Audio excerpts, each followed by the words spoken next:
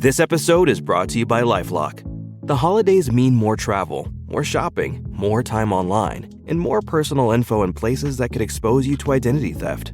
That's why LifeLock monitors millions of data points every second. If your identity is stolen, their US-based restoration specialist will fix it, guaranteed or your money back.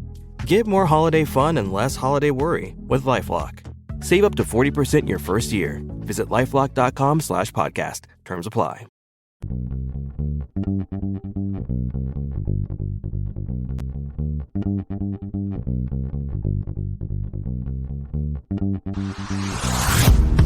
Hey, I'm Amanda from Trifecta Fitness. We're proud to be Clarksville's new Get Fit headquarters. Trifecta Fitness is a state-of-the-art spin and strength training studio. Our spin studio is truly one of a kind in this area, complete with 20 state-of-the-art live fitness bikes and an incredible sound system. Our strength training is done in small groups of 6 or fewer, and all of our strength and spin classes are scalable for every level of experience. Come see us in the heart of Clarksville, just behind MAPCO at the corner of Old Trenton Road and Wilma Rudolph Boulevard. Call us for more info at 931-542-6265 or download our Trifecta Fitness app for a full list of upcoming classes. For every veteran, there is a story about a calling to serve, to fight for the freedoms of the American people. And every story has a struggle, a sacrifice, and invisible wounds. Warrior Watts programs help veterans recover from PTSD and invisible wounds through exercise, nutrition, and connecting with other veteran leaders. It is estimated that 22 veterans die each day by suicide, and another 30 veterans die each day by substance abuse. These are preventable deaths. Warrior Watt is committed to fighting PTSD through fitness, nutrition, and community.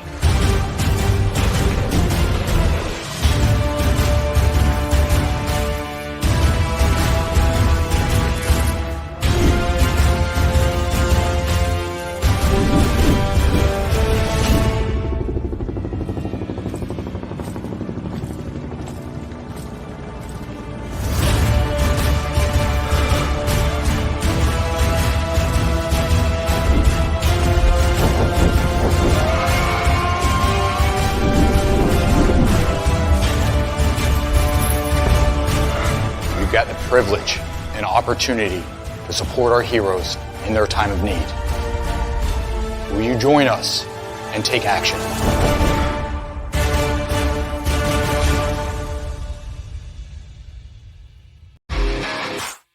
All right. Welcome back.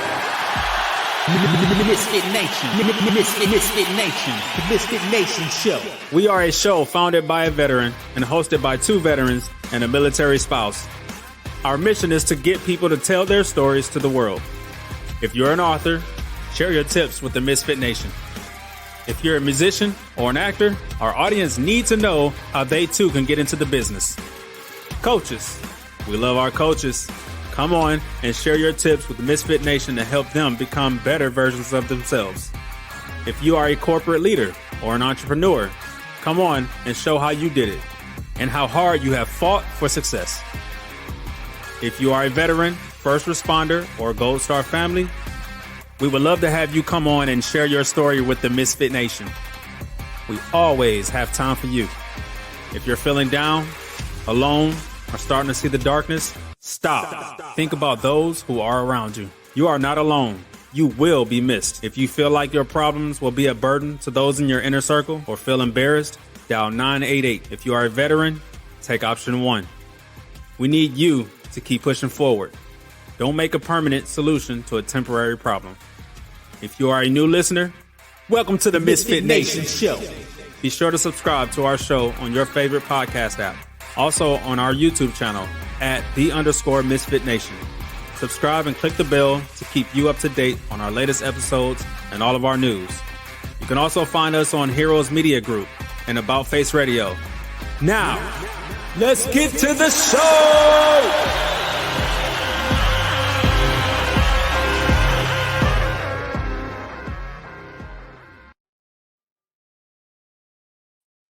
All right. Welcome back to the Sunday after dinner show. It's our first Sunday of March, our first show in March. So welcome back to the show. We had a good one night, a couple of announcements. First, to the Louisville Fire and Rescue Department. Man, what a rescue on the bridge the other day, doing a high angle with ropes, rescuing a driver from the truck that almost fell off the bridge. That's amazing effort, and that's what you guys do every day that people don't get to see. On the job, keep up that good work. Our consigliere is down. He had his appendix taken out today, so he won't be in the chat with you tonight. I will be flying slow tonight, so this will be a different experience for me as it's been for the last couple months. I don't have any help in the chat, so if I miss something in the chat, don't be angry. I'll come back to you later. So tonight we have an awesome guest, U.S. Air Force veteran. She's a passionate advocate and host of She Served Sheroes. She brings to life stories of remarkable women of color, veterans, weaving a tapestry of empowerment, resilience, and shared experience. With her background in the Air Force, entrepreneurship, and community building, she invites audiences to join the transformative journey of extraordinary women who have served. So without further ado, let's welcome Marqueta Oliver to the MisFitNation Show. Welcome, Marqueta. Well, thank you so much for having me, Rich. Good to be here. It's awesome that we were able to connect through our mutual friend. I believe Willis got us together a few months ago, and he's good at weaving everyone together. So it's awesome to have that link with him. I'm glad I reached him. Me and him talked about a year ago when he was starting his show, and I thought I was mentoring a guy, and now he is blowing up all over the airwaves. So it's great to have him as an advocate for me and for you as well. Yeah, definitely, for sure. So, Marquette, I gave a 2-sentence blurb about you, which I stumbled over a little bit there. But if you don't mind, give us a little more about you from as far back as you want to go, why you joined the Air Force besides the lobster and steaks on Fridays, to how we got here. Yeah, absolutely. So I'm born and raised in Los Angeles, California. And actually, the way that I ended up joining the Air Force was I spent a lot of time on the beach in high school. I never took the SAT, anything like that. I was very like beach vibes, you know, what is my purpose? Why am I here? And I actually had a really good friend that wanted to join the military reserve on the buddy program while she was on summer from college, our first year after high school. So we did our due diligence and looked in the yellow pages and called the first recruiter that we found. And that turned out to be an active duty recruiter. He had us go take, a pre-test just to see how we would do. We did well on the ASVAB, and he told us pretty much we needed to leave on the next flight smoking. She decided she was going to go home and stay in college. I said, sign me up. I'll leave on the next flight you got out. And I was told initially that because of my good scores on my ASVAB that I would get a great job when I joined the Air Force. And when I got there, that turned into the hospitality field, starting as a cook in the Air Force, which is more than cook in the Air Force, but that was the job that I got based on my ASVAB scores. So yeah, it wasn't really my idea initially. My family was very surprised, and packed up and went to Lackland. Wow, you had to leave the surfboard behind, man. I tell you. Exactly, leave the sand and the waves behind, and actually comb my hair, slicked back, all of that stuff. I remember my first few days, it took a while for me to understand, I'm sorry, sir, excuse me. Shut up. I was just trying to say. I learned really quickly to shut up. I said, sir. But I was trying to say hello. Hello. Yeah. So after Lackland, where did you wind up? I ended up at Whiteman Air Force Base in Knob Noster, Missouri. And so did more than cooking. I got into fitness, went and trained as a fitness instructor. And so I was writing out fitness plans, having a lot of fun there. And then I got deployed to Saudi Arabia, how you talk about the steak and lobster. I got deployed to Escon Village in Saudi Arabia about 9/3/2001, where we were in villas. There was a pool. There was a really good restaurant. And 9/11 happened literally a week after we got to Saudi Arabia, turned into real world. I went from Escon Village to Prince Sultan Air Base, and things got real, real fast. And I was no longer in a villa situation at all. That's gotta suck for you guys. I mean, I was on the border of Iraq and it happened as well, but we were in the desert. We weren't in villas, but we did have an ice cream truck that came once a week, and that was awesome until 9/11 happened. Then they shut it off. So that morale boost, the ice cream truck, the little M&M sandwiches. That's the only thing I remember that he had, that it was good, and that's the best part of my day when that guy comes in or that's in defect, and then it was gone. Oh man, it's worse than I thought. So for you, I know it was way worse than that. Yeah, I was the only person selected out of my unit to get sent over to Prince Sultan Air Base. So, I was a 19, 20-year-old girl. I had just had a baby at home. He was 1 year old, and I was in Saudi Arabia by myself. And yeah, it was real military real quick. I ended up being the enlisted aide for the 3-star general that was running the air portion of the war. So I was on his schedule. And, at that point, I was just wanting to get home to my baby. Definitely. Yeah. Yes. And maybe get a better schedule where you're not on someone else's. Yeah. It's funny because like civilians, like when I first got back from the military and I would like talk to my friends, they didn't believe that we're overseas deployed in a wartime situation and that we work every single day with no days off. I'm like, I don't know what you guys think the military is like. It's not the Cub Scouts. Right. Yeah, that's how I was in Iraq for almost 14 months with 1 day off, just because they made me take a day off. They said, you need a nap today. I guess if that's what you told me, I must be tired. All right. Thank you so much for that 1 day. Right. I guess I earned it. I'm sure that took the time of the entire months you were there, that 1 day off. I'm so refreshed. I was able to do so much that 1 day. Definitely. So, I mean, you got your deployment, you got to Lackland, you went to deploy. How many years did you continuously serve before you decided to hang up the boots? So actually that decision was made for me. After I came back, I was supposed to get out in July 2003. And about 6 months before that, it was decided that I was going to deploy to Jordan, and I had to take the anthrax inoculation, which the whole series took 1.5 years to even get the full series. But when we went to Saudi Arabia, it wasn't a lawful order. We had Cipro pills on our person. When it's time to go to Jordan now, they're forcing us to take this vaccination, and I'm just against it completely. Again, this hippie girl from LA, I'm scared of these shots. I don't know what you guys are putting in them.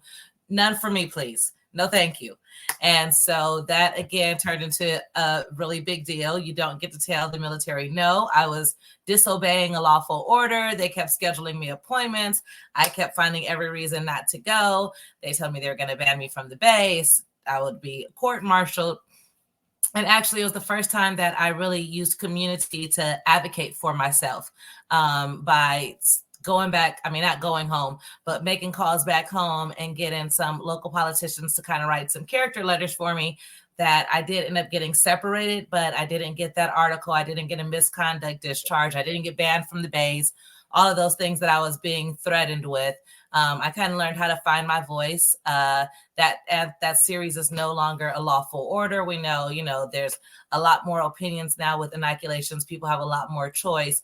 But at that time, I was definitely the first person at my base to refuse that. And I was made an example of, for sure. So I ended up getting out 6 months before my enlistment was over. Oh, that sucks. Oh, well, but at least you stood up and fought for it, and some people, like we saw in the last year or so, they made the stand and they got booted so quickly during the COVID. You must take the COVID shot stuff, and they were getting booted left and right. But now on the flip side, they're offering them giant bonuses to come back in. Right. Yeah, I've heard about that. And it's like, yeah, I didn't realize that it was a big deal then. But, as you live, keep on living. It's like, I'm proud that I stood up for myself then. I do feel like the time that I served was honorable for sure. And I didn't even know that I was a veteran when I got out. When I got discharged, I was like, okay, well, that was the end of that. It took almost 10 years for someone to tell me, do you know that you're a veteran? Huh? Exactly. And I'm like, no, I didn't retire. Actually, I got kicked out. I don't think I am. And I'm not the only one that doesn't even know that they're a veteran. And there's a lot of people that if they didn't deploy, they felt they weren't veterans. If they Right. didn't leave stateside, they don't believe they were a veteran. And maybe they did their tour honorably, and I'm not a veteran. I didn't go to war. You have to tell Right. them, you have to look at the definition. You have to look at the definition of what a veteran is. You're ready Exactly. to serve the country, you're now a veteran. And you get to be old and crusty like the rest of us. But when you got out, you started a whole other world of things to do. So now I want you to dive into some of that stuff. I know you've been on a roller coaster since the time you got out. So let's see I have been. So when I first got out, I went into hospitality management. I opened up restaurants in different parts of the country. And I did that for a good while and then started kind of helping other small business owners as their wingmen get themselves established. And it wasn't until I said about 10 years after I got out that I hit a low point. I was in a very bad relationship. I found myself homeless with just kind of nowhere to go or turn to. And that's when a family member of mine informed me that I was a veteran. And she's like, you need to find someone to help you. Like, there is someone out there that can help you get back on your feet. I'd also suffered a couple of deaths back then. So a lot was going on. And I found out I was a veteran. So I actually went through this whole program and was able to get like transitional housing, help with finding a job, and just really getting back on my feet. So that's kind of how my journey began in realizing, like, one, that the time that I served did matter. And two, that, I could possibly help others with the knowledge that I was gaining, realizing, I took a stumble, but there was a way for me another path for me to get back on my feet based on the decisions I had made earlier in life. So I did get back on my feet. I ended up finding the love of my life. And so we did a lot of work together. We were heavily involved in like the ML King Parade in Los Angeles, which is the biggest King Parade nationwide. And we're thinking all was well, and we were getting on our feet, and we decided we wanted to move to Atlanta. We were going to transfer with my job at the time, still in hospitality. And then the pandemic happened. And when the pandemic happened, we decided we were still ready to move. We wanted to use that VA loan and purchase a home, but we were going to rent for the first year once we moved, and then use our VA loan and purchase a home. Once my transfer fell through, we ended up going to Las Vegas, where I'm at now. And within 4 months of being here, I lost my husband to COVID. And so my whole entire life trajectory, vision of what I thought was going to happen completely changed. I was here in Las Vegas where, once again, I did not know hardly anyone. I had all these plans that were really wrapped up in the life that I was living with my husband. And at that point, from the experience that I went through years before and reaching out to veteran resources and then kind of just passing along resources over the years, all I knew to do was to reach out to the veteran community.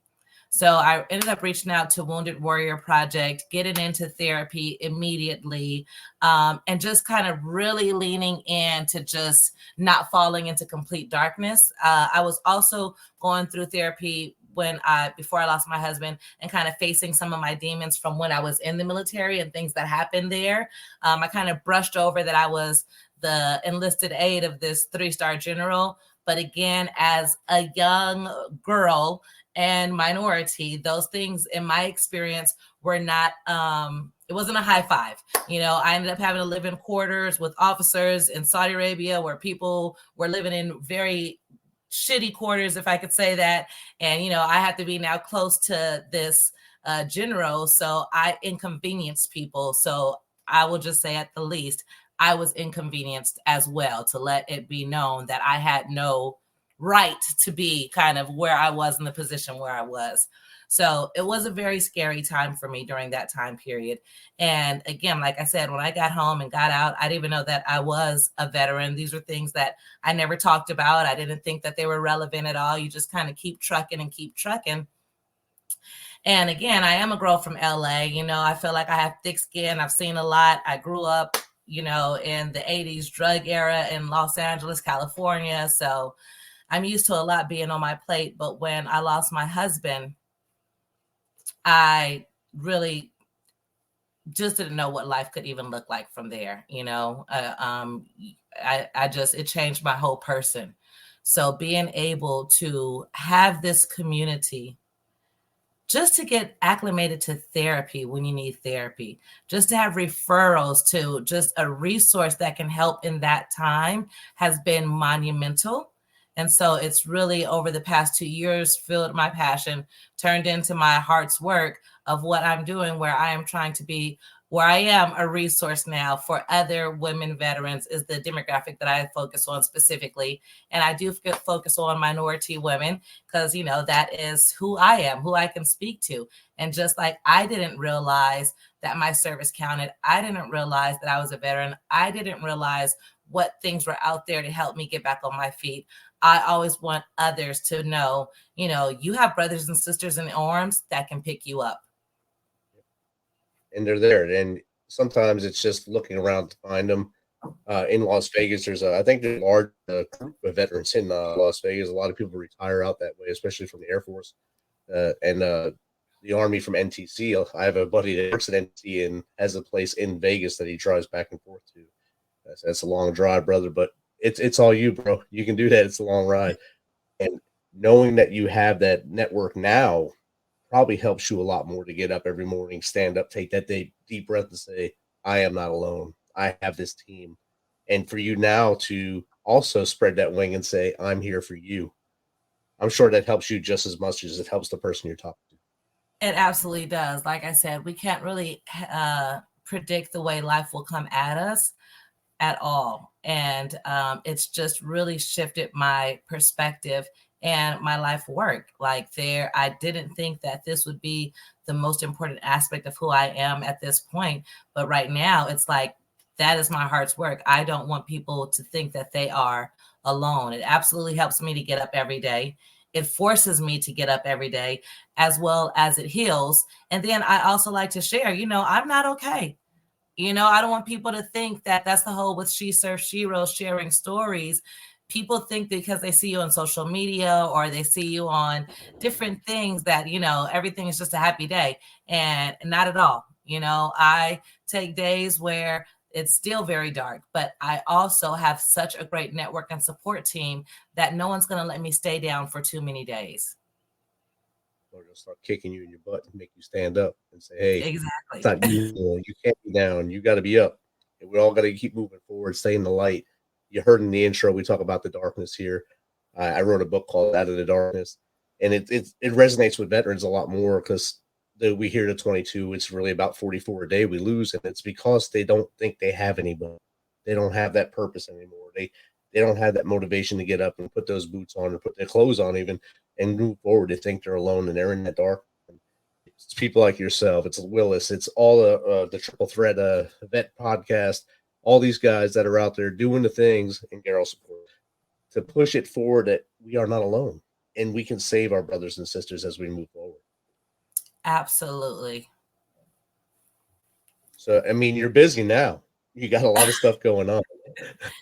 Yeah, I'm definitely busy. Get forward. Yeah. And, the veteran community, like I said, in Las Vegas, one has welcomed me with open arms, but then expanded. Like you said, our mutual friend Willis, when I went on his podcast, he immediately is like, let me introduce you to, these are the people we need to talk to. If you're having a podcast or surrounding veteran topics, let's make sure that we get you in with the veterans that have the podcast. And it's just that kind of camaraderie in this community always. Right. And I didn't start this for awards. I mean, I got one early on, but I did it to each help one person. If we can help one person, me and you talk tonight and someone's listening and they say, I like what they're saying resonates with me. I want to move forward tomorrow. I don't want to dwell on something that bothered me yesterday or whatever. I can fight through this and live. Then me and you were successful tonight. And that's what it's all about. Absolutely. On She Served Sheroes, we kind of ask the same thing, just how like you're asking me, what's your story? Who are you? And everyone is going to have a completely different story. But like you said, as long as it resonates with one person, I believe there's so much power in just sharing your story to help someone else with their healing journey. Definitely. And And for you, since you left beach life, went to the Air Force, went to the desert, you went to sand, you didn't go to the really beach, and now you're in Vegas. Do you drive back to the beach to get some waves just to give you time, or do you stay away from it? So right now, I do not. I mean, I love the water. Again, when I am low, that is one of the spaces for me to be able to clear my head. I feel like, growing up on the beach where there's an ocean, it just puts things in perspective. When you look at the vastness of just this water never ending and how small you are, it kind of makes you realize that like we're a grain of sand. So I really love being at the beach for healing. But right now in the space that I'm at, I still get kind of sad when I go to LA just for a number of reasons. And so right now it's just the desert here. I will not be here in Las Vegas forever. I definitely appreciate the time I have. I have a lot of work to get done while I am here, but this will not be, God willing, my final resting place. I really want to get back to the South. You're in Tennessee. I was in North Carolina for 7 years and I love the South. I want to get where it's green and 4 seasons. 4 seasons would be great, yes. Not just hot and sort of hot. So Right. I went to Vegas for the first time this past summer. Me and my wife went out there for I think 4 days, 5 days, and it was just miserably hot every day. We drove out to the dam. As soon as I got the car, my God, how do people live here? I said, this is worse than being in Iraq and Afghanistan. It's very aggressive. Like when I was in Saudi Arabia, I can't say it's worse than that. Back in those days, which I can't believe I'm saying back in those days, but I was during the time where women military members had to wear the full BDU or desert BDUs and then the abaya on top, so it was like, whew. That's I guess suffocating would be a good word. Right, in that 120-degree weather. Yes, and every day. Every day. So in Vegas now, so you get I guess it goes down to 90 at some point in Vegas, and that's freezing probably. So. No, actually, right now we're having like high winds. It just gets aggressive. They have monsoon season here. I'm like, I don't think we're supposed to be in this desert. The weather is telling us it does not want us here. Hey, get out. It's like those horror movies that tell you to get out. You're supposed to listen. Right. You're supposed to listen to them. Paul guys told you to get out the house. Get out. Just leave. But the community here, like you said, a lot of veterans retire here. And then there's a lot of tech development here in Las Vegas as well. So it's just a really buzzing industry, energy here outside of the strip, that's just some great things happening. So I'm really happy to be in Las Vegas right now. And again, like I said, the veteran community here, you can kind of get lost in Los Angeles, with just reaching out to people versus here. You really can direct connect people a lot better with, not just call this number, but here's the direct person that you can talk to. I can connect you to someone literally and, get you the resources or whatever it is that you need in the right direction. Definitely. And it's more personal, I guess. It'd be a good word there. Like you said, off there, you so much going there. Almost every major event is coming to Las Vegas right now. You just had the Super Bowl. You had NASCAR today, this whole weekend. You had Formula One this summer. And then you got the awesome Sphere thing there that's pretty amazing looking. And the WNBA, I think All-Star game was there when I was there this summer as well. Everyone's going out there to, I guess, help the economy, boost the economy out there on the periphery of that strip, the craziness of the strip. We have rugby here this weekend too. Like you said, all the sports are here in Vegas. Was that in the arena? Hopefully not outside. Yeah, it's at the Allegiant Stadium this weekend where the Raiders play. Okay, that's a lot safer. Good. Yeah. And you got hockey there. You got the Las Vegas Knights. And of course they won the Stanley Cup, so that's good. And you have the Oakland A's are moving there. Everyone wants to go there, and now you want to come back to us in the South. So that's all. You're very welcome to come back. Yeah, absolutely. Listen, the people in the South are so nice and so rich with spirit. And I've lived in big cities my entire life. I like the calm of, when you ask someone in LA, hey, let's get together, they pull out their calendar. In the South, when you say, let's get together, they say, I get off at 4. Yep.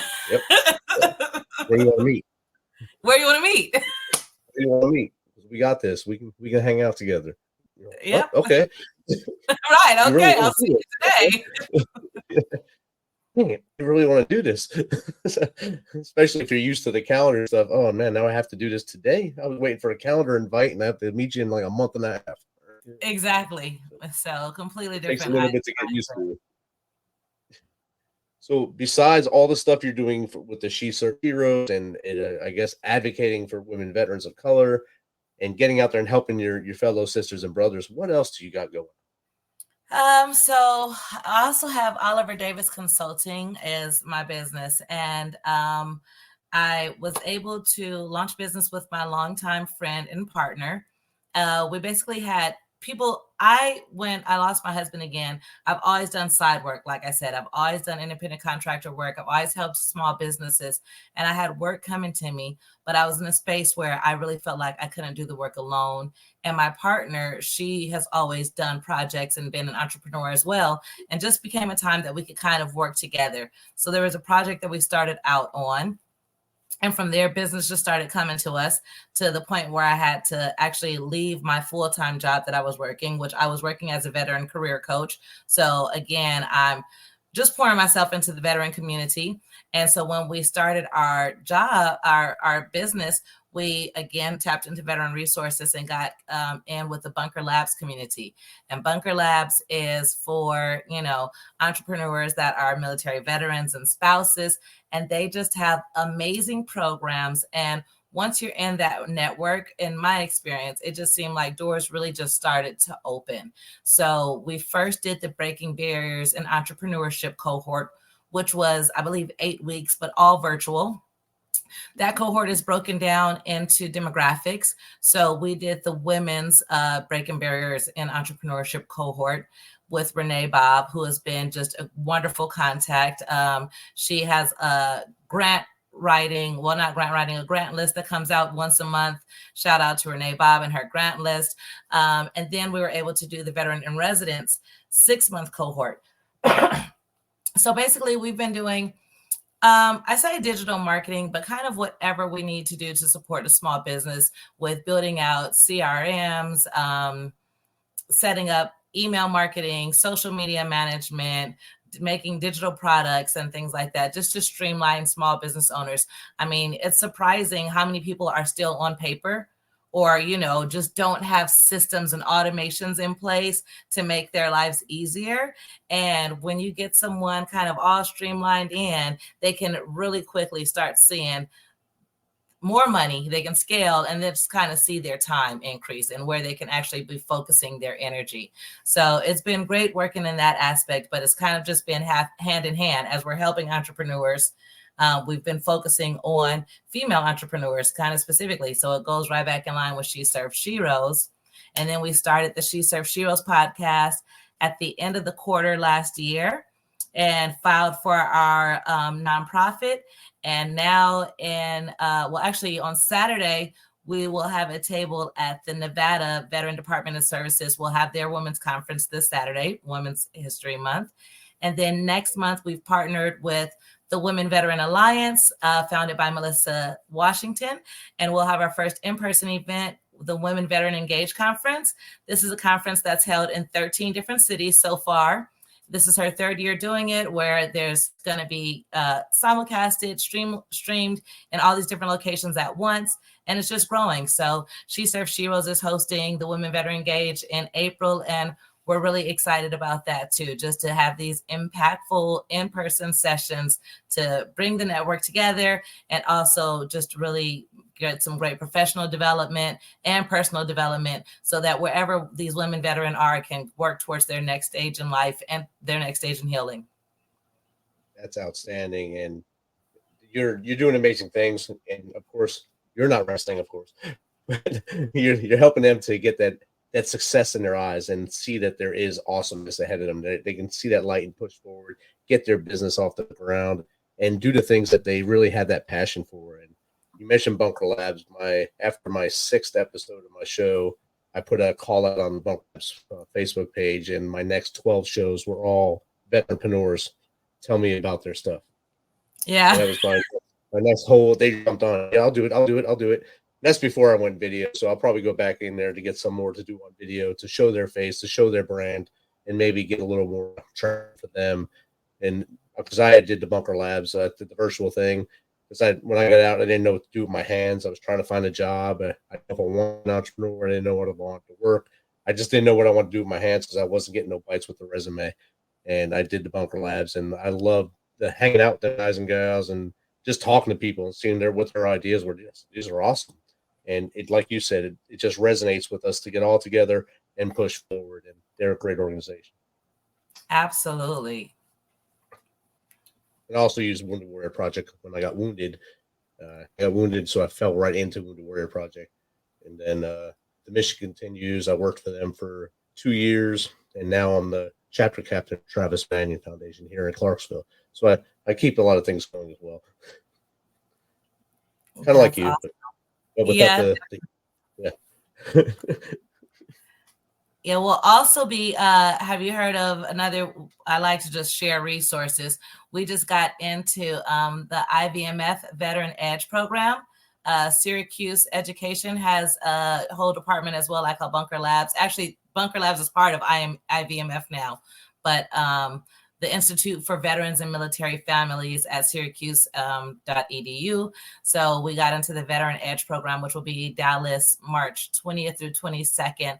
Looking forward to that. And then they do have a program for women entrepreneurs, spouses, and veterans, VYs as well. I mean, not only just for women, they have entrepreneurship programs. They have all kind of programs, IVMF at Syracuse. They have the PMP program too. They used to have it.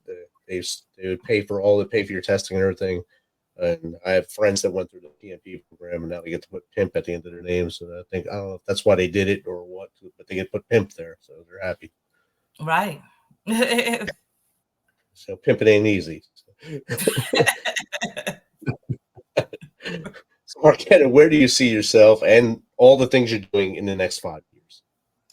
So with the She Served Sheroes, that is really the main focus, is to make this a standing veteran service organization. We started, like I said, with the podcast.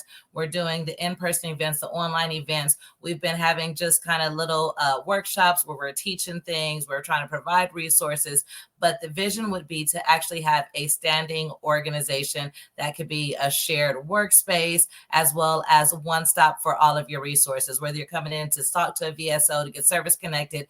There are a lot of veterans overall, but again, I'm speaking about the demographic that I serve, that never even go into the VA healthcare. They're not interested in going into the VA because of a number of reasons, or other veteran service organizations they may perceive as not being as welcoming. A lot of women face, that are you the spouse versus being accepted as initially the veteran. And we want a space that is focused specifically on this demographic, because as we know, the MST numbers are astounding. And that's only what is reported. Just like when we talk about the 22, that's only of what is reported. We know that number is closer to double that.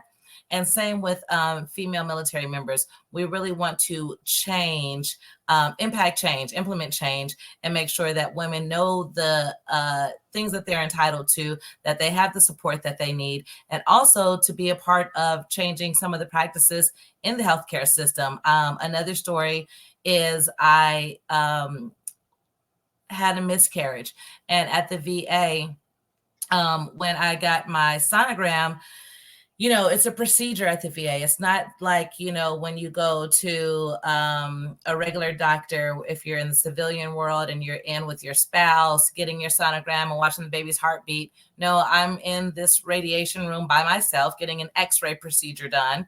And I didn't know that the baby didn't have a heartbeat because the radiologist can't tell me anything. They have to tell the doctor. The doctor has to tell me. My doctor was in the process of going on vacation. Long story short, I did not know that my baby did not even make it until some time later. Then I had to wait for TRICARE to have this whole procedure, to have this surgically removed from me. So it ended up being 6 weeks of me having a dead fetus in me trying to be removed. And those are the things that are just unacceptable, where female members, we just have to find some type of equality. And then that's a horrible thing to go through for you, for any woman to go through that, especially like you said, you're in that room alone. your significant other isn't allowed to enter the VA unless you're, I guess, the only time I've seen a significant other go in is when it's probably one of the World War II veterans or Korean War veterans, the older people that are going in there and they're in a wheelchair. Then they're either a caregiver or whatever goes in there with them. When I've gone in for procedures, it's just me in a cold room. It's always cold, for whatever reason, it's freezing in those rooms. And you get a person that is personable, not sociable, and they do their thing. And then, oh, hey, your doctor will get with you. And like in your case, it was too late. And by that time, damage is done both mentally and physically for you. And that's horrible. So the goal is to have standing buildings and to make a national service organization. My goal would be where I move next to start another branch of the She Served Sheroes community. And that just be, another source that women know, I have some questions. I know exactly where I can go. I can head over to the She Served Sheroes community and get some answers. And that's an awesome thing to do. Grow that network with the She Served Sheroes. And that gives women of color, all women veterans, a safe place where they feel welcome, where it's just y'all. And it's not us over there, just the good old boys doing what we do. And you guys have that safe place and you can do whatever you guys do over there. And besides the good stuff, you do other things as well. So, but everything helps each other out. Exactly. And it's so great to have the support of the community as well. When you have just other military members like yourself that aren't saying, well, we're all the same, we all face the same things, but to say, you know what, here's something that is women specific. I'm glad that you're here to, focus on that. And it's having people that support and understand too, that we just really appreciate. And it gives me, when a female veteran talks to me, I say, go talk to Marqueta. That's your source. It's not me. I can't help you with any of that stuff. I know someone that can. So, yeah. I know somebody that can. Absolutely. Right. And that's the best thing we can do for each other, is always point in the right direction, point and click. And if they don't help you, then we get on the person that we pointed them to and say, hey, what are you doing? Why did you not help them? Or maybe they didn't tell me the whole story and they told you a different story. So, and that's another thing we need to work on as veterans, just telling the whole story up front and getting things settled right away so we can get that help. Absolutely. And again, with us sharing and always being transparent, it helps other people as well to share their story. I just met someone just yesterday that, is accomplished, doing well, entrepreneur, all of the things. And, she kind of leaned over and whispered and was like, I didn't know if I should put MST on anything. Like, I didn't know if I should talk about that.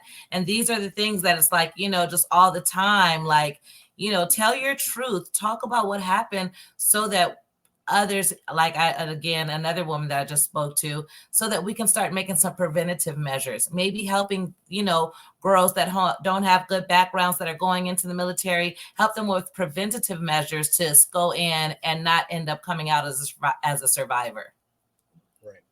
Definitely. And the numbers, like you said earlier, I know the number they report is like 1 in 4 or 5%, I guess they call it. Wow. But I know it's way harder than that. I served in co-ed units most of my career, and I've seen a lot of horrible things happen. And I tried my best to fix it, but I was not that person. So hopefully it gets fixed as we go forward. Yeah. So we talked about everything you're doing, all the awesome things you're doing. Where are you going? How do people get in touch with you?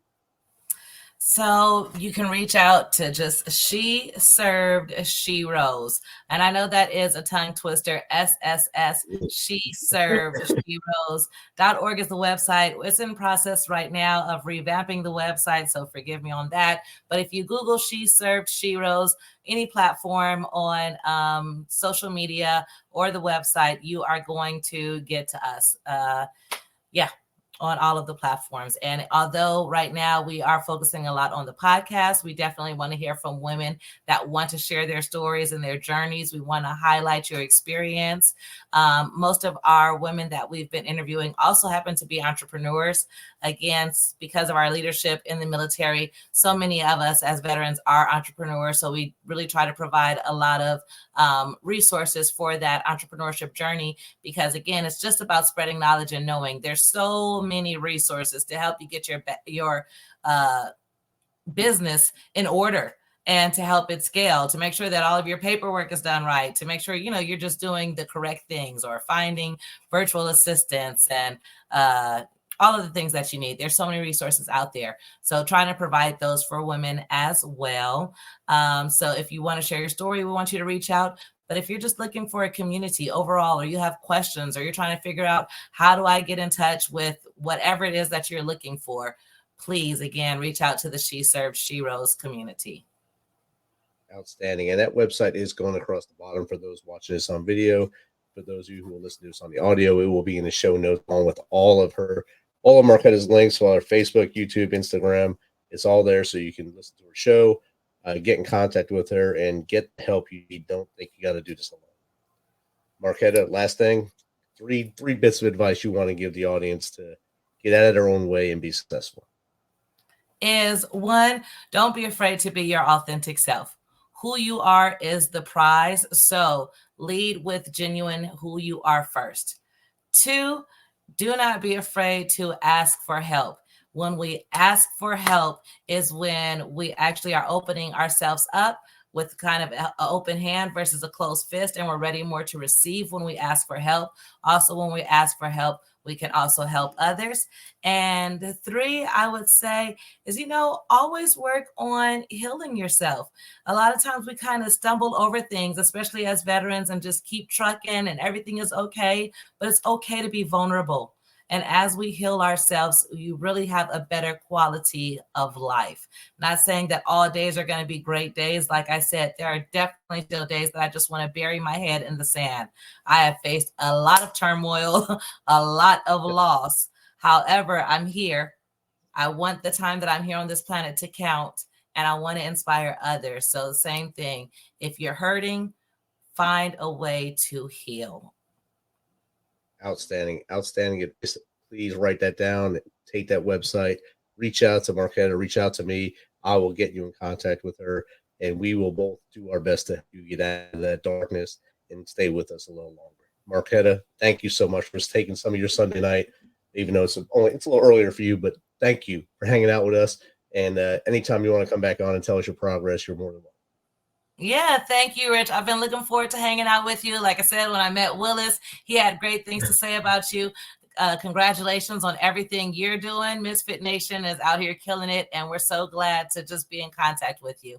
Looking forward to connecting more. Definitely. Have a good night. Thanks. Good night.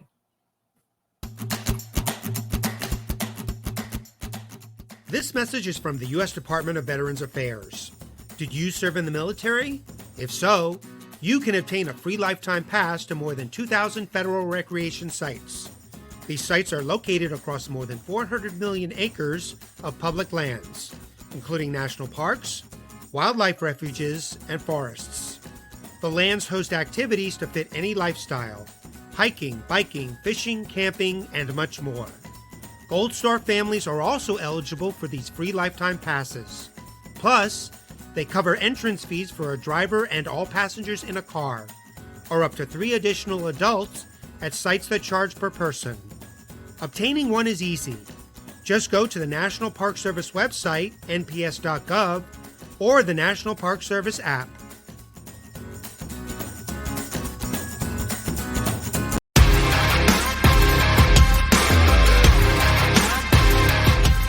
Thanks for checking us out and being a part of the Misfit Nation Show. Don't forget to visit our website at themisfitnation.com. That's themisfitnation.com. Check out all our past episodes and get some of the great Misfit Nation gear for you and your family. As always, be humble, stay hungry, and keep hustling, because we are Misfit Nation. Misfit Nation.